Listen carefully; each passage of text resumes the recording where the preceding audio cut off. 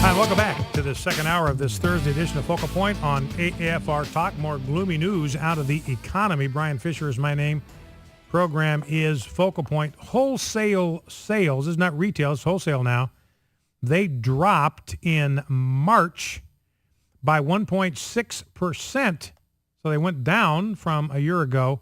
Biggest drop in sales since March of 2009. The Obama recovery continues to sizzle right along.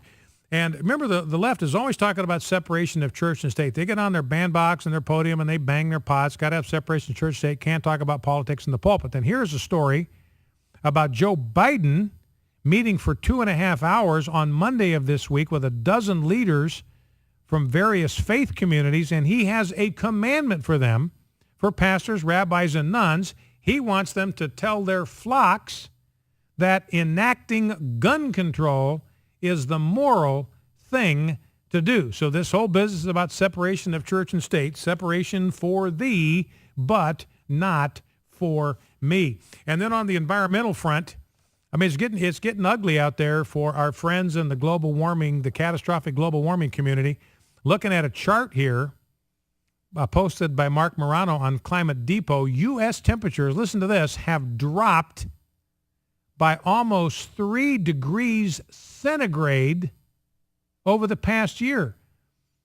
U.S. temperatures have dropped by 3 degrees in 1 year. There's your catastrophic global warming alert. I've got a story in the stacker I want to get to in a minute about CO2 written by a former astronaut. Guy ought to know what he's talking about when he's talking about the atmosphere and all that. But let's take a couple of phone calls before we get back to that. Let's go to Chris in Lafayette, Louisiana. Chris, thank you for calling and thank you for waiting. What's on your mind? Thanks, Brian, for taking my call. Brian, as far as the subject that we were talking about earlier concerning the, darn, I can't think of the word that I'm trying to think of.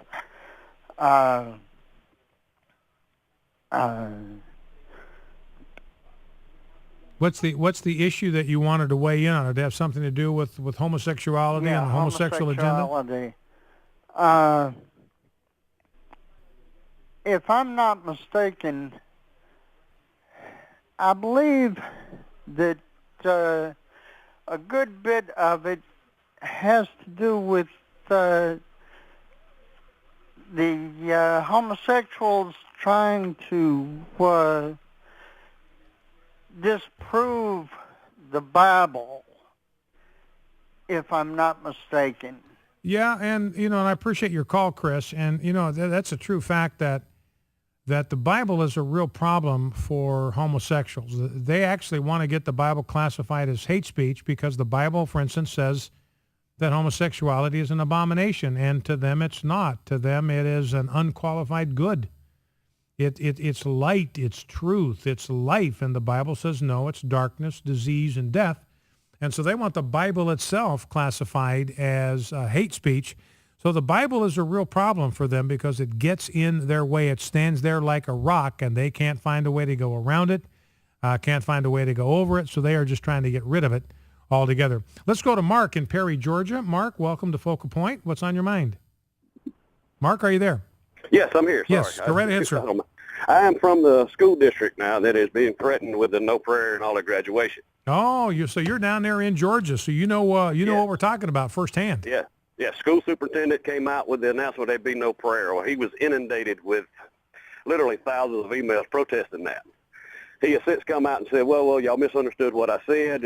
We can't force students to pray, which we never did. So the Freedom from Religion Act has a surprise coming when the graduations roll around in this part of the country. All right. So we have got a campaign going. We're going to flood the graduation with parents, whether we have kids graduating or not. And at some point during that graduation, we're all going to stand up and recite the Lord's Prayer. Well, there you go. I think that's probably the wave of the future. If they try to ban prayer at city council meetings, just have Christians go and stand up at some point, where the invocation is normally offered, and just say the Lord's Prayer in unison. That's great, Mark. So this is down in the, let's see, this is Houston County, what we're talking about here? Yes, it is. Okay. All right, Mark. Well, listen, I would love to get a call back from you after graduation to see how this goes. You know, there's another story, and it's in the stack here somewhere, but it's about I think it's a elementary school graduation. And they got a letter from the ACLU that they couldn't have this graduation ceremony because it had Christian elements in it. And so they just canceled the graduation ceremony altogether. They said, if we can't have the graduation that our families want, that our students deserve, we're not going to have one at all. And so the parents now have decided they're going to offer a graduation ceremony in a local church. So they're going to do the whole graduation thing. It's going to be in a church. It's going to be in a private setting. They can do anything they want, and they will give the graduation ceremony that these kids need. Well, listen, Mark, I appreciate you calling in from the front there. You guys are right on the front lines. And, man, I would love to hear back from you after this graduation occurs. And any updates that you have as this thing develops, will you please let us know? I sure will. All right. We also had another great thing on the prayer front happen here in Georgia too. I sent you a link on Facebook. Don't know if you got it. In Lumpkin County, we had a student go to a PE coach and ask for prayer one morning. Actually, on the National Day of Prayer, it turned into a 6-hour prayer service with 12 to 15 students turning their life over to Christ. And their school superintendent come out and said there would be no penalties, no judgment whatsoever against any of the staff or students that participated in that. Yeah. Well, and good for him, because at some point, you got to defer to what God has going on. So, all right, Mark. Well, listen, I appreciate that very, very much. Thank you for the call. I think what's happening with these organizations like ACLU, Freedom from Religion Foundation, they think that the South is easy pickings. Because down here in the South, I'm not from the South. I moved here about 4 years ago. But people down here are nice. These are the nicest people I have ever been around. They are the most hospitable. They are the most friendly people I have ever been around. They are the most generous. And they've never had anybody threaten them like this. And it just kind of freaks them out. They don't know what to do. The school district gets a letter. All the Freedom from Religion Foundation has to do is spend 49 cents for a stamp or whatever it is for a first-class stamp these days and just threaten a lawsuit. And one school district after another simply folds like a cheap Bedouin tent in a stiff desert breeze. And they originally Freedom from Religion Foundation, they stayed away from the South because they said, look, faith is strong down there. This is the Bible Belt. We're not going to make any inroads down there. But they have discovered a fatal weakness in the personality of the South. They are nice when they ought to be good.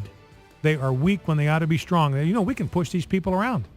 There's no anti-bullying policy in place that can stop us from pushing the Southern School District around, so we're going to start hitting them. They've done that in virtually every school district in the state of Mississippi. Now they're going after this graduation ceremony in Georgia. And at some point, school districts in the South are going to have to just stand up and say, no, we're not going to get bullied anymore. We are not going to get pushed around. We can read the Constitution just like the ACLU can, and there's no prohibition in there against praying at graduations. Maybe the Supreme Court says there is, but the Constitution doesn't. And we're guided by the Constitution, not by judicial activism. Focal Point, AFR Talk, back in 2.